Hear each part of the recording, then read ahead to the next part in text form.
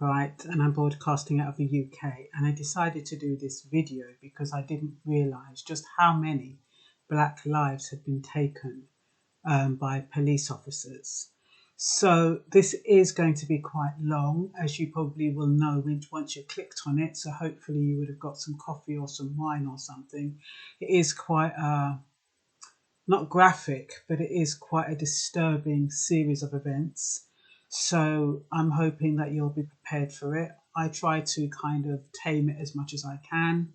But yeah, I just want to give you the facts. And I am going to be reading most of it just so that I, as usual, don't forget much of it. So there's an innate resentment of a black man's right to life. Unprovoked killings are 48 too many. That's 48 between, I think there was a couple in the 1970s and the rest are more recent over the last 10 years or so. So, and I say an innate resentment of a black man's right to life because it's almost as if they resent some of these police officers actually resent a black man walking. That's the only way I can describe it. Because regardless of what he does, it's wrong. And anyway, I don't want to go over it. Okay. So the definition of murder in parts of USA, which is why so many police officers get off. The first degree murder is defined as knowingly causing the death of another person after deliberation upon the matter. So that is premeditated murder. That's what they call first degree murder. So they knowingly cause the death of another. Second degree murder is knowingly causing the death of another person or with the purpose of causing serious physical injury to another person, which causes the death of another person. So in second degree murder, it's not premeditated. You kill them or you cause them really serious harm and it causes the murder. And then how does it apply when enforcement officers purport to be acting in line of duty when the law says in effecting an arrest or in preventing an escape from custody, a law enforcement officer is justified in using deadly force when the officer reasonably believes that such use of deadly force is immediately necessary to effect the arrest or prevent an escape from custody, and also reasonably believes that the person to be arrested is attempting to escape by use of a deadly weapon or deadly instrument. And this is the reason why police officers get acquitted. Because they have to, the legal system has to prove that these police officers did what they did deliberately, murdered all these men deliberately. That's what they have to prove. And the only police officers who have received justice and have actually done jail time are those where it was recorded by a third party and they couldn't do anything else but get them off. So it's quite a sad state of affairs. There is no justice in the system unless, it has to be evidence-based. And as far as they're concerned, if the camera has taken a film of somebody on the neck and they don't die on the scene of the crime and they haven't killed them there and then, that can get them off. If somebody takes a picture of somebody shooting them in the back and the police can prove that that guy, or they suspect that guy had a weapon or they felt as though their life was threatened, they can shoot that person. Any little thing, any sign of threat, and this is perceived threat, it's not actual threat. The police officer perceived to be threatened by the individual, they can shoot them without no repercussions. And that is the law we have. And that is the law that they are abiding by and why each time the police officers get off. A lot of people are saying, why are they getting off? We've got evidence, we've got this and we've got that. That is the reason. in effecting an arrest or in preventing an escape from custody, a law enforcement officer is justified in using deadly force. Now, they can say that the person was trying to run. They can say that the person was reaching for a gun in their trousers. They can say, like they did in many cases, they thought their cell phone was a gun, a weapon, and that justifies them being killed.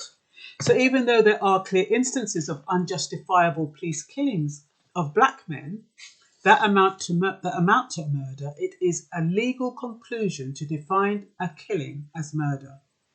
So with the parameters above, most police officers get off. Now, what is the theme of the murder? Well, they're all but one are white police officers killing black men and women. 99% of the cases, the deceased was unarmed. It seems as though in 99% of the cases, they shoot to kill because they shoot more than 2 times. In most cases, it's between 6 and 8 shots. In one case, it was 41 shots. In the case of Amadou Diallo. It's often a misjudgment of character. They make an assumption based on a person's size or the way a person looks and believe that that person is a criminal or when he's just left college or something like that. So it's misjudgment of character. Another theme is lack of accountability, which suggests systemic racism, because the law is written in such a way that they can get off, the police officers can get off when they kill each one of these men. I counted about 48, there's probably more. Lack of racial equity in the criminal system. And it's usually because someone reports a false claim. In majority of those cases, somebody has said, oh, this man is pointing a gun at someone when it's a phone. Oh, this person was knocking on my door. I thought he was a robber. Oh, this boy is in the garden and he's pointing something at the people. And the police come in and shoot them. No questions asked. So another theme is that someone reports a false claim. Why? Because black people are perceived as criminals, drug dealers, and therefore dangerous. A history of injustice. How can it ever be resolved?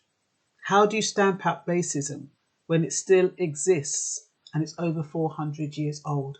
I was trying to think, how do you resolve a situation like this when racism is embedded in the psyche of the majority of these policemen who have killed these people in cold blood? I mean, you would think that re-educating them would help.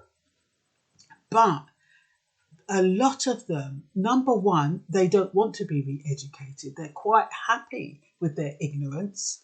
They're quite happy to feel that, white are supreme and that black people do not deserve to live. You have people like that. And these people have a gun and a uniform. And how do you manage that? How do you resolve that? When some people go into the police force specifically for that reason. And some of those police officers, after they've been found shooting a couple of people, then they're told, once it's got evidence and proof, and I bet they'll probably say, listen, you just make sure if you're doing your dirty work, you better not get caught because we haven't got millions to pay out to these niggers. That's probably what they're saying. That they have to take action when there's irrefutable evidence against the police officers, but they would not like it. And those police officers that behave stupidly and get caught, that's what pisses them off. Nothing more, nothing less. It's not really about justice, in my opinion, because otherwise there'd be more police officers going to prison. So it's not really about justice. It's about getting caught and having the evidence to prosecute. And that's what pleased them off, because in one of the cases, they had to pay out millions. I forget how much millions they had to pay out. But when the police are caught doing a wrongdoing, they have to pay out. And that is why they will fight tooth and nail not to get caught, or to put it under some kind of an umbrella that gets them off by a shadow of the law. And the law is written in their favour. So basically, you don't have a chance.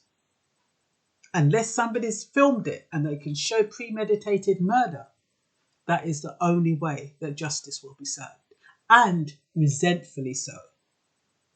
Not because they feel, oh, the police officer did something wrong and therefore he must have justice. It's because the police officer did something wrong and was stupid enough to get caught. Once again, that's my opinion. So I try to understand the fear due to ignorance in the 14th century, when slavery was ingrained in the mind of the white man as normal. But I do not understand why one person would think it's okay to cause pain to another individual, and why they would get joy in watching someone squirm in pain. What kind of mentality is that? In the 20th century, where people have been educated in equality and they are able to witness black people of quality, stature and intelligence, living proof of equality, and in some cases, in the case of Usain Bolt, superiority. It is not ignorance that caused these deaths, just plain and simple hatred, malice and resentment. If that is the case, hatred and resentment cannot be cured. It cannot be healed. It cannot be rationalized or reasoned out. There are no answers for a set of people who hate so much that they take a life of a black man just to get a thrill. And they kill because they can, and they kill because they will. The men they are killing are not antagonists. They're not looting. They're not shooting or committing a crime. The majority of them are unarmed. You cannot say that they were shot in self-defense. They were shot because someone resented their right to live. He did not serve me. He did not squirm. He did not serve. He had the right to die. And that is what sometimes it's about. If you're not in a subservient position, they resent that. If you're not squirming, if you're not buckling down, if you're not bowing, yes, Maza, they have a problem. These type of police officers who kill.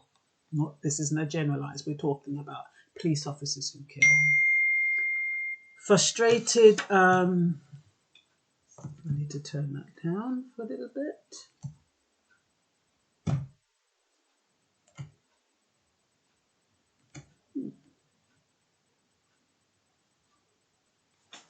It's not working, is it? Okay, let me see how it's going to work. It might help if I have it on here. Okay, that might be a bit better. Frustrated residents take to the streets because they are defenceless in every other way. Many don't have any guns, they have no rights, they feel valueless because they're not treated with respect a lot of time. So they destroy the city's next best assets. Oh, that was like an alamat. Oh, I can't even think of the word now. Onomatopoeia? Anyway, something like that. So they destroy the city's next best assets, its buildings. And that is because they are frustrated because they're not treated fairly. Military covered from head to toe, shielded from potential blows, cowards in uniform.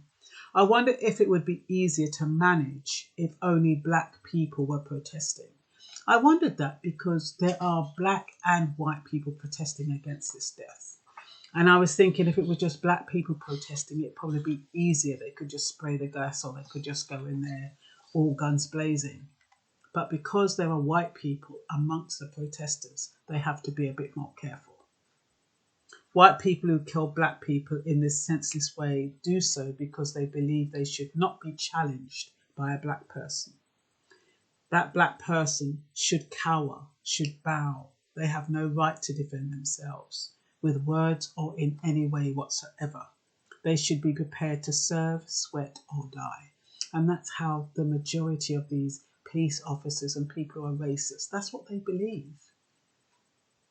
That is what they believe. And like I said, I'm not talking about white people generally. I'm talking about the people who do these acrimonious crimes, malicious and resentful and angry, because these aren't people of a normal mindset. They have mental problems, and you've got people with mental problems holding a gun and wearing a uniform. A lot of them will do that. So where in any part of the police training does it explain that a knee on the neck is an appropriate way to restrain? In the case of George Floyd, 46-year-old, on the 25th of May, in the mind of Derek Chauvin, he had no right to live. How dare he have a brain and a disposition that was far superior to his own? A reason why the state may not want to accept reliability is because they don't want to pay out. The city of Charlotte settled with US dollars 2.25 million when a police officer, Randall Kerrick, shot and killed Jonathan Farrell in 2013 because he pleaded guilty to diminished responsibility or voluntary manslaughter. And the court found that lethal measures to restrain Jonathan Farrell were unnecessary.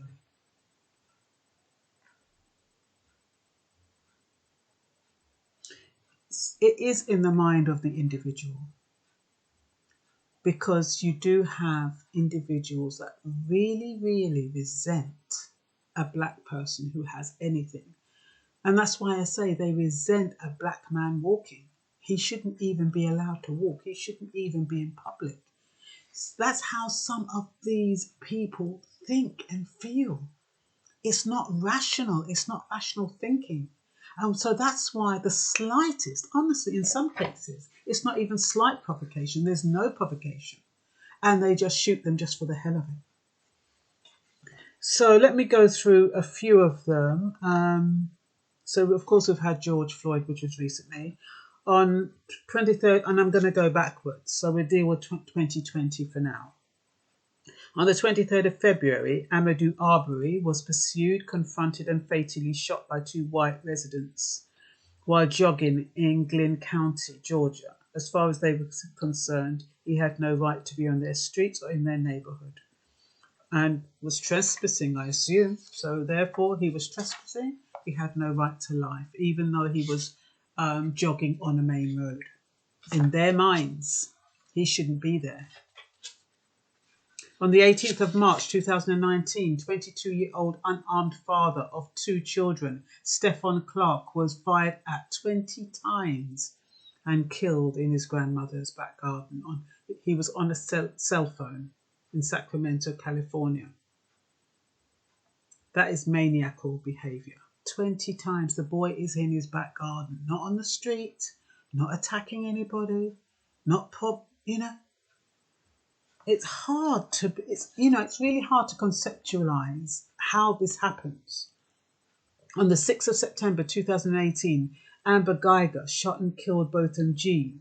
Suggestions are that she felt rejected. How dare he exercise his right to choose, not to please her? And that's how, when white women kill black men, that is that rejection. And when that racism comes out, but how dare he, a bloody black man, reject me, a white woman, a powerful white, how dare he? So off they go shooting. And remember 14-year-old Emmett Lewis Till? He, on the 28th of August, this is 1955, this is a long, long time ago, but a woman accused Emmett Till of touching her and flirting with her. It was a lie. She later recanted it and said, "Oh, I made it up." But you know what they did to him? They made him carry the 75-pound fan type thing. They then beat him half to death. They gouged out his eyes and then shot him in the back of the head, put him on that 75-pound fan that he had to pull up and flung him in the river. 14 years old. And then afterwards, the lady said, what was her name? Carolyn Bryant. Years later, his accuser, Carolyn Bryant, said she couldn't live with the guilt and admits she lied. No compensation was made to the family. She has written about it in her memoir, but it's not going to be released till 2036 when most of us are dead and gone. Can you imagine? 2036, that's when they're going to bring out why she lied. On the 12th of October 2018 in Texas, a neighbour apparently reported to the police that a front door was left open and that the police should check it out. No one knows what he actually told the police officers, but police officers surrounded her house. Aaron Dean alleges she went for a gun when he finally shot 28-year-old Atania Kokesh Jefferson. Some cops genuinely believe black lives don't matter, and because they believe that they will not be challenged by white authorities and the white justice system. Aaron Dean, he stepped down before they dismissed him. I think a lot of white perpetrators who murder black people, I think they're genuinely surprised when they're put to justice. I really think that they believe that black lives, they can kill a black life and get away with it. And they're actually quite surprised that a white system would actually prosecute. 15-year-old Jordan Edwards was fatally shot in the back of the head on the 29th of April 2017 by police officer Roy Oliver in Bulk Springs, Texas, while sitting in the passenger seat of a vehicle that was trying to get away from intimidating officers. He had just left a house party with his brother. On the 5th of July 2016, 37-year-old Alton Sterling was shot 6 times at close range by 2 Baton Rouge police officers within 90 seconds and died in Louisiana. Footage from police officers' body camera took 2 years to be released, and there are 4 videos waiting to be released. I mean, really and truly, that should be against the law. They should be able to take away those body cameras immediately and get them checked out. Why does it take 2 years, over 2 years, to have a look at the footage? By that time, it's been edited and goodness knows what. He had a criminal record, so as far as they're concerned, he had a right to die. Alton Sterling sold CDs, and recently CD vendors were being robbed, so he got himself a gun to protect his stuff. Someone reported that there was a CD vendor selling CDs with a red shirt on and carrying a gun, and the officers just shot him. Blaine Salamone, who killed him, had a pattern of unprofessional behaviour, was dismissed for violating use of force policies, along with his colleague Howie Lake. 3 years later, the police department accepted that Officer Salamone should have never been hired. He received no financial compensation, nor will he ever work in the police department again. So now we have one angry man who's going to be blaming black people for losing his job. And that's why, like when they had Charleston 9, where that guy went in and shot all those people when they was in Bible study, and about 9 people died. Either 9 or 10 people died. It's for situations like this where people, they're resentful and angry, so they take it out on other people. And we don't know if that person had been reprimanded for something some time ago, and he thinks, oh, they're not going to get away with it, I'm going to go and shoot the bloody lot of them. We don't know what's going on. Sometimes we think when there's these mass shootings and it's supposed to be totally unrelated, it's not unrelated. It's just that we don't join the dots. And so it could be somebody like Salamone who's angry because he's got no financial compensation. He can't work in the police force again. And he has been found guilty of killing Alton Sterling. So he's going to be one angry black man, isn't he? We've got 23-year-old Keith Childress was shot dead on the 31st of December. That was New Year's Eve, 2015 in Las Vegas. He suffered fatal multiple gunshot wounds. by Las Vegas police officers when his cell phone was mistaken for a gun. The killing was deemed legally justified and reasonable because there was no bail warrant out for him. Because there was a no bail warrant out for him for theft and robbery. So because there was a no bail warrant, considered a criminal, they can shoot him. 20th of September 2016, 43-year-old unarmed Keith Lamont Scott was shot dead by a police officer in Charlotte, North Carolina. Claims he had a weapon. No charges were brought. On the 16th of September 2016, 40-year-old unarmed Terrence Crutcher was shot dead by police officer Betty Jo Shelby in Tulsa when he had his hands in the air. Jury said his death was tragic but justified. 6th of July 2016, 32-year-old Philando Castile was pulled over while driving in Falcon Heights in Minnesota when police officer Geronimo Yanez fired 7 shots into him. He was in the passenger seat with his girlfriend and 4-year-old daughter. No thought for trauma on the child. He was found not guilty of second-degree murder. I wonder if the situation had been reversed, i.e. a black officer killing a white motorist, whether he would have been found not guilty. This seems to be reinforcing the notion that black lives have no value when the justice system that is meant to protect you fails you. On 4th of April 2015, unarmed Walter Scott was shot 5 times and killed after a traffic stop in North Charleston, South Carolina. Police officer Michael Steger got 20 years in prison for shooting shooting Walter with malice and recklessness. The only reason he got time was because a bystander videotaped the shooting on his cell phone, which showed that he'd put the handcuffs on him after he shot him. So that was going to be a try and set up. So they wanted to say that he'd had that conversation. They handcuffed him. He was trying to get away, so he shot him. But he wasn't. They just shot him and then put handcuffs on him. On the 18th of October 2015, Corey Jones was shot 6 times by Newman Raja, who was in plain clothes and driving an unmarked car in Florida, after he had broken down and was waiting for a tow truck. Fortunately, he had the roadside dispatcher online who could hear everything that was being said, and they took that recording to court. That was the only reason why Raja got time. So you know what the police will do now? They say, make sure you check the car, make sure there's no recordings, make sure there's nothing to pin any evidence on you. We can't afford for you to get caught. 17th of June 2015, it's not police related, but 9 black people were killed by 21-year-old Dylan Roof. I did mention that before, but I didn't realise the killer was 21. That's very, very young to be so angry. 21 years old.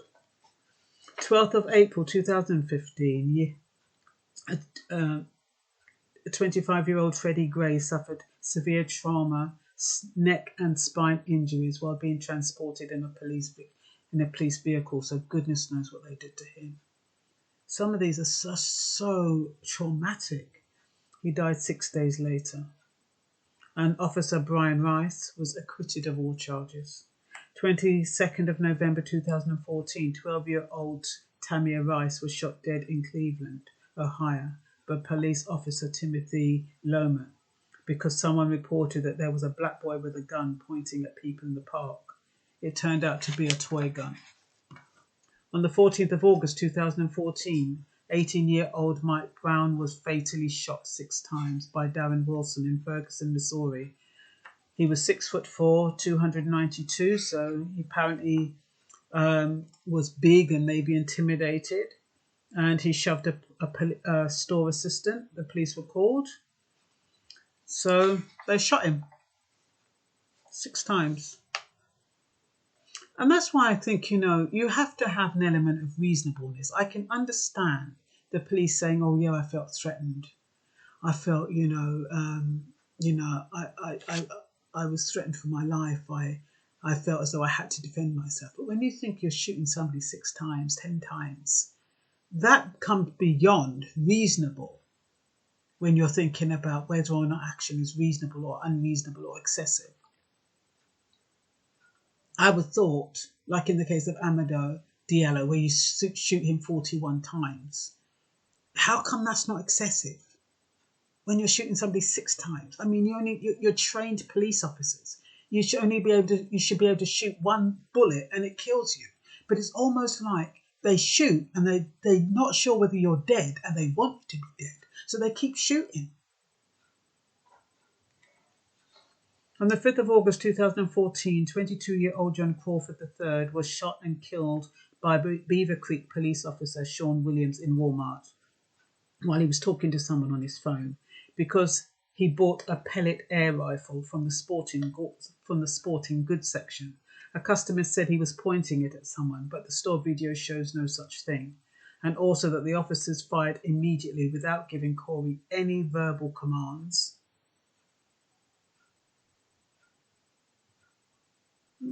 This is Corey. Did I get that mixed up? This might be someone else. Anyway, it says, I think Corey, or maybe it's John. Anyway, the facts are true. The customer recanted her story and he was shot dead by 2 bullets and died in hospital. Others confirmed that he was not seen as a threat.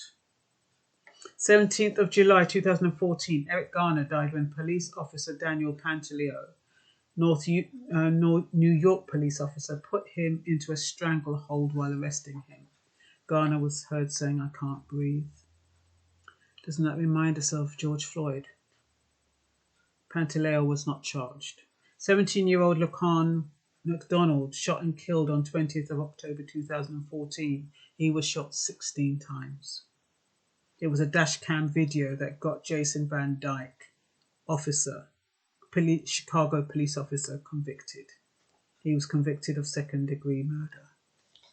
On the 2nd of November 2013, 19-year-old unarmed Renisha McBride was shot in the face and killed. She sought help. Her car crashed and she sought help, just knocked on one of these doors. That's the thing, you see, black people, they don't realise they're black. I say that not to be facetious, but I don't think for 1 minute that Renisha McBride, when she went to that door, didn't think for 1 minute, oh, I'm black, supposing they're racist, supposing they're intimidated by me, supposing they're scared. Not for 1 minute did she ever think that. Because if she had, she wouldn't have knocked on that door.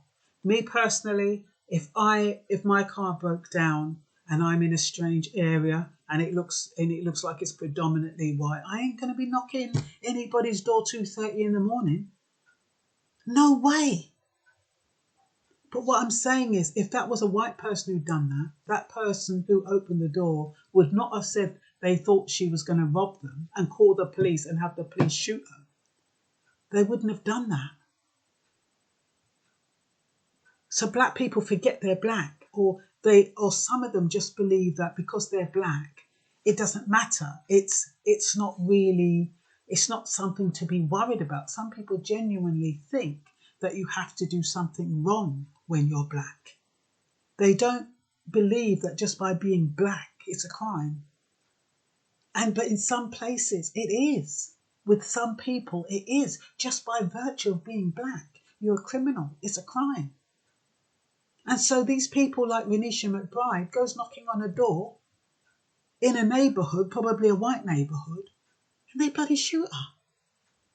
Because she's a threat. She's a robber. She can't be anything else. But she didn't think that when she got out of her car. She just thought, oh, I need help. I just need help. That's why black people, sometimes they're just too trusting. Not all of them, but some of them. The same way I'm not making any generalizations with black or white. It's just the particular people I'm talking about who do these terrible crimes. So, on the 14th of September 2013, 24-year-old Jonathan Ferrell, a college football player crashed his car in Charlotte. He made the mistake of knocking on the door of a house at 2:30 in the morning. A woman seeing a black man did not wait for an explanation, but panicked, called 911, and said she was being robbed. He was unarmed, not under the influence of alcohol or drugs. His crime? He was a black man who dragged himself from the wreckage and knocked on the wrong door asking for help. Randall Kerrick, police officer in Charlotte, North Carolina, shot him 10 times and pleaded guilty to voluntary manslaughter. In other words, I didn't mean to kill him. I wasn't thinking. His family got $2.2 million. Stand your ground law is an excuse for racists to kill because it means shoot to kill. Deadly force if your life feels threatened. And depending on how insecure that person feels, murder is legal. Because if you feel threatened just by having a black person in your perimeter or in your vision or in your, even in your periphery vision, if that threatens you, according to this, you have a right to kill him. I know it's normally on your property, but it doesn't really matter. A lot of times, that is how the law is written. You feel threatened, you kill. And the fact that you feel threatened by a black person, even though it's not justified, you're justified in killing that person. And that's why I say a lot of black people don't realise that they're perceived as a threat. They think that they have to be threatening to be perceived as a threat. They don't realise that sometimes just your posture. I mean, when you think of George Floyd, he was a big man. Another one of these guys, the guy that I forget his name, he was 6'4". Anyway, 17-year-old Jordan Davis was shot dead on 23rd of November 2012 at a gas station in Florida by Michael Dunn for playing his music too loud. A black man was perceived as violating the sacredness of a white man's right to peace and quiet. On the 26th of February 2012, 17-year-old Trayvon Martin was shot dead by George Zimmerman in Miami, Florida, after leaving a convenience store. Because the prosecutor could not prove guilt beyond reasonable doubt, Zimmerman got off and is now suing the family for $100 million for malicious damage, claiming that the case relied on false evidence. Can you imagine? Not only do they take the son's life, but now they're suing. On the 1st of January 2009, 22-year-old Oscar Grant was fatally shot in the back by police officers, Johan Masario, in Oakland, California. Oscar Grant was unarmed and pinned down. In his case, Masario had been charged on suspicion of murder. Family are filing for $25 million lawsuit. Some theories that they use out of paying the money. The police officer would not execute suspect in cold blood. So they don't believe that they've shot them in cold blood. The jury doesn't. So it must be because they thought his cell phone was a gun. The police officer thought his pistol was a taser, even though tasers bear no resemblance to firearms and require cartridges to be preloaded. In 2006, Sean Bell was one of the 3 unarmed men who was shot when plainclothes police officers John Eligon and Patrick Farrell unleashed 50 rounds of bullets on them in New York City. He had been celebrating his bachelor party as his wedding was the next day. He died the next morning from a bullet in the neck. His 2 friends were critically injured. Can you imagine? Going out to your bachelor party, go on your way home, and that happens. 4th of February 1999, 22-year-old and unarmed Amadou Diallo was shot and killed with 41 bullets by 4 police officers in New York City when he went to take a wallet out of his pocket. Police were in plain clothes. 28-year-old Yvonne Smallwood, who died in the Bronx jail in 1987, waiting to be arraigned. 25th of November 1976, 15-year-old Randolph Evans was shot by a New York police officer, Robert Tornsey, in Brooklyn, at point-blank range in the head. One angry mofo for having to work on Thanksgiving Day. On the 15th of September 1974, a 14-year-old Claude Reese was shot in the head by police officer Frank Bosco, who alleges he was investigating a burglary in Brooklyn. That time the man's in his yard, you know, in the basement. 20th of September, 20th of April 1973, 10-year-old Clifford Glover, weighing only 90 pounds, was shot in the back by an undercover on-duty police officer in New York. Why the hell would you shoot a 10-year-old? He was out with his grandfather, and apparently they were questioning him on a robbery. They just shot him in the back. There are so many more who have died at the hands of police. I couldn't write them all out, but I'll mention a few of them. Arthur Miller, Anthony Bayers, Michael Stewart, Orlando Barlow, Victor Steen, Stephen Eugene Washington, Gregory Gunn, Eric Harris, Samuel DuBois, R.K. Gurley, Jermaine Clark, Brendan Glenn, Christian Taylor, Jordan Edwards, Rekia Boyd, William Chapman II, Jeremy McDowell, and Ricky Ball. And I'm not quite sure if I heard right, but I think with all this protesting going on, I understand somebody died in police custody today, I think. But I didn't read up on it because I didn't want this to go on. I think this has gone on much too long. I simply cannot elaborate on everyone. It would take me ages and the video would be much too long. But I think you get the gist of what is going on here. And that is how the straw has broken the camel's back in a time when people are already feeling deprived, frustrated and angry, i.e. the riots in Minneapolis. And I understand that they're going around in other cities. Hopefully by highlighting these names, you will read about them and learn a little bit more about these individuals. So, yeah, it is quite a long video. But, you know, sometimes when people say, oh, why are they protesting? Why are they doing this? And blah, blah. And yes, I've even said it myself. You know, protesting isn't the answer. But when you are unarmed, when you don't have anything, you've got nothing to fight back with. All you have is your body and your anger. That the only thing that they can feel that they can do is to protest. So I hope you found this interesting, and I think that's all for now. Bye-bye.